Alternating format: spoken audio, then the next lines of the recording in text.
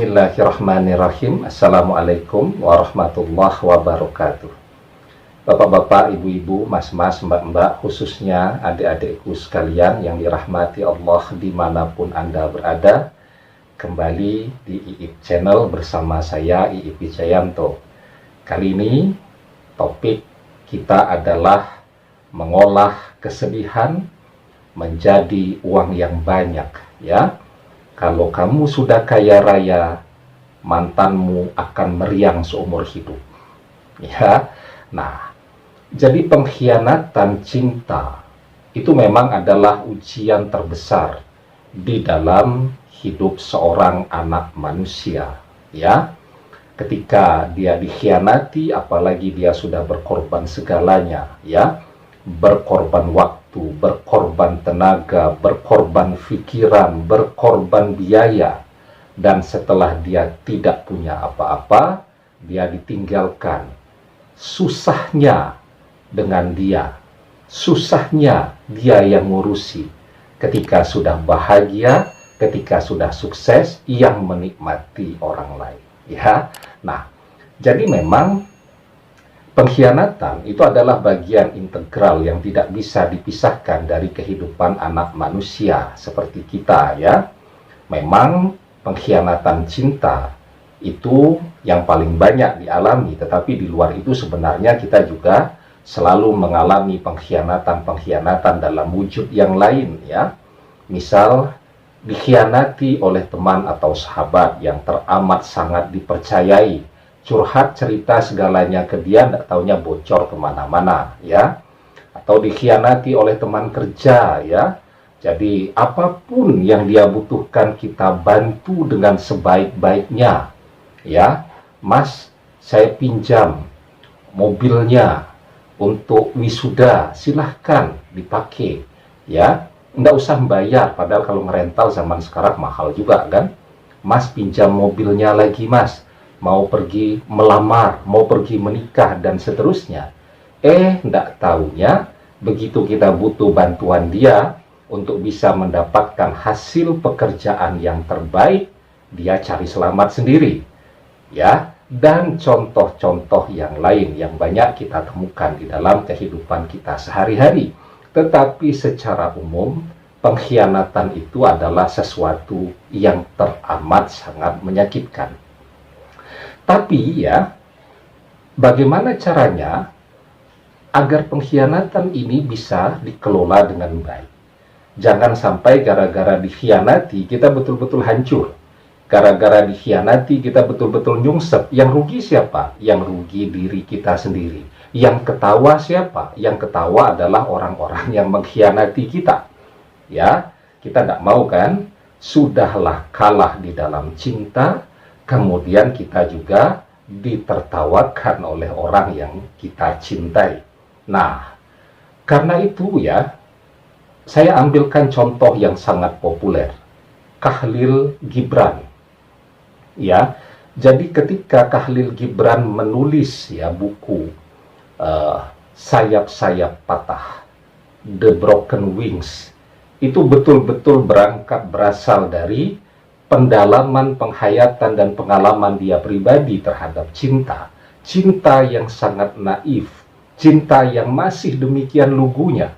Seorang Khalil Gibran muda mencintai seorang wanita, Selma El-Karimi, ya, dan kemudian cintanya direnggut oleh orang-orang kaya di zaman itu, ya, dan Selma menikah dengan pilihan orang tuanya, meninggalkan Khalil Gibran di dalam kesepian. Gibran menyadari betul itu, bahwa kesedihan itu menghasilkan energi yang luar biasa besar. Dan Khalil Gibran adalah profil, ya, orang yang bisa kita pelajari lintasan kehidupannya, bagaimana caranya dia memanfaatkan energi kesedihan itu menjadi sesuatu yang selalu dikenang. Selain dikenang, juga menghasilkan kekayaan dan uang yang berlimpah ruah, popularitas dan ketenaran yang tidak lekang sampai hari ini. Ya, Anda tahu ya puisi The Broken Wings, ya, banyak tuh kita bisa baca di berbagai website, ya. Ketika cinta datang memanggilmu, maka datanglah meski jalannya berliku-liku. Dan ketika cinta memelukmu, maka dekaplah, walaupun di sela-sela sayap itu ada pedang yang akan melukaimu. Itu representasi cinta yang sangat naif dari seorang Khalil Gibran. Ya, kita ini kan begitu. Jadi ketika cinta itu datang, kita datang. Ya, ketika cinta itu memanggil kita, maka kita akan menghampirinya dengan senang hati, walaupun kita tahu betul akan ada sesuatu yang melukai kita di dalam perjalanan cinta ini. Dan itu dituliskan oleh Khalil Gibran. Dan Anda tahu berapa besar uang yang dihasilkan dari karya itu. Ya. Dan apa yang terjadi dengan Selma El-Karimi? Siapa yang tahu Selma? Tidak ada yang tahu dan tidak ada yang kenal. Dan sepanjang abad, ya, orang akan terus itu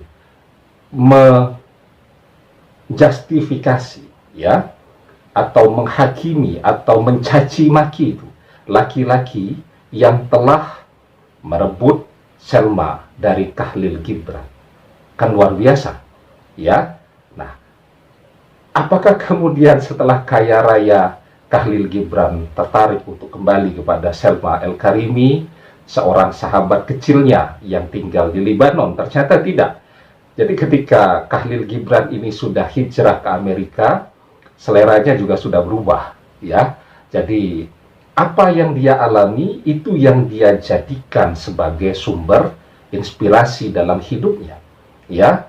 Bagaimana dia mengolah energi kesedihan, dan kesedihan itu semakin besar, ya, pengkhianatan itu semakin menyakitkan, maka energi yang dihasilkan juga semakin besar kalau orang bisa mengolah dan mengelolanya dengan sebaik-baiknya, ya.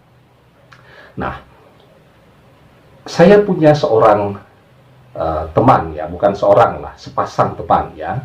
Ketika masih kuliah dulu mereka ini pacaran, ya, dan harus berpisah karena orang tuanya tidak setuju, ya. Nah, setelah itu si laki-laki melanjutkan karirnya dan sekarang dia cukup sukses, ya. Sering diundang ke media-media untuk menyampaikan paparan dan analisanya tentang berbagai hal, ya. Dia menjadi seorang pemerhati yang sangat dihormati, begitu kan? Dan wajahnya sering muncul di TV.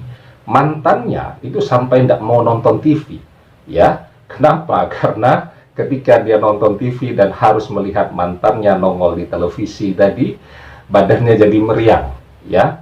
Jadi tidak khusyuk dia untuk beribadah hari itu, jadi tidak fokus dia untuk bekerja, dan itu harus dia jalani seumur hidupnya, ya. Nah, oleh karena itu jangan sia-siakan kesedihan Anda, ya. Kalau Anda larut dengan arus kesedihan tadi, maka Anda akan hancur berkeping-keping. Dan siapa yang peduli dengan Anda ketika Anda hancur? Apa mantan Anda menyesal? Jawabannya tentu tidak.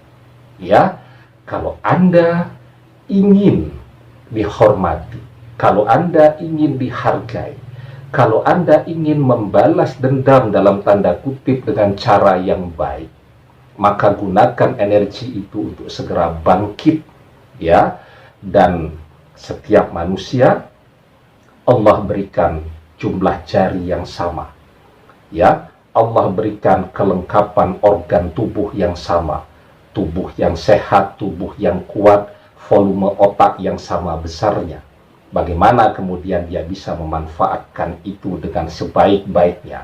Dan orang yang mau berusaha tidak berpangku tangan saja, maka peluangnya meraih dunia ini jauh lebih besar daripada orang yang hanya berpangku tangan saja, ya. Dan Anda tahu, kita ini hidup di zaman post materialism. Semuanya diukur dari materi. Kalau Anda sudah kaya raya, tenar, uangnya banyak, fasilitasnya serba ada, semua Anda miliki, ya, mantan Anda saya yakin akan nyungsep mencintai Anda kembali. Tapi saya yakin pada saat itu selera Anda juga mungkin sudah berubah, ya.